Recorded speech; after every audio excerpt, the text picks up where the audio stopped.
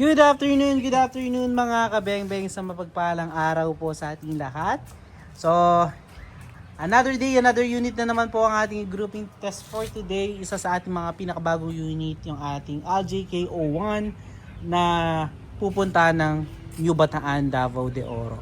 So, Sir John Sing Saman, ito na po ang inyong unit mga kabeng-beng. So, ito po yung ating pinakabagong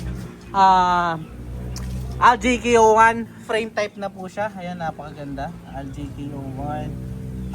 Ayan po kayo serial number sir, 277204. Para alam niyo po yung ating tines ay itong unit din po yung makakarating sa inyo. Napakaganda naman po, di po ba? Ayan.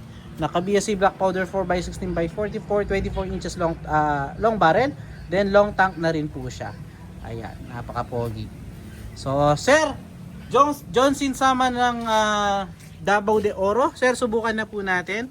So, 3-cock din po pala yung ating unit na to, no? So, sa mga naghahanap ng hammer na 3-cock, ito po, 1, 2, 3. Ayan, 3-cock po siya. So, syempre, hindi po matatapos yung ating kwentuhan at video, mga kabeng-beng, na hindi yan na i-test. So, grouping test po natin yan, mga kabeng-beng. So, Sir John Sing Saman. Ito po, subukan na po natin ang ating unit. So, tignan natin kung pasado din po ba sa groupings yung ating unit nito, no? So sa looks napakaganda, wala masabi. At syempre sa build din po. So tignan naman natin siya sa accuracy naman. First shot po tayo. First shot.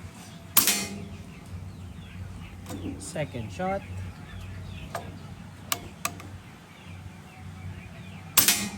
Grabe. Solid yung accuracy nito mga beng-beng, pellet to pellet. Pangatlo. Pang-apat. Grabe, ganda to mga kabeng-beng. At pang-lima.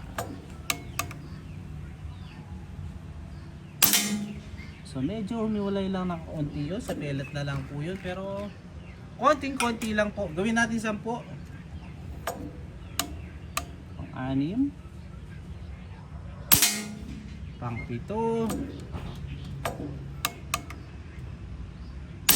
Pang-8, grabe, kaganda sir. Pang-9.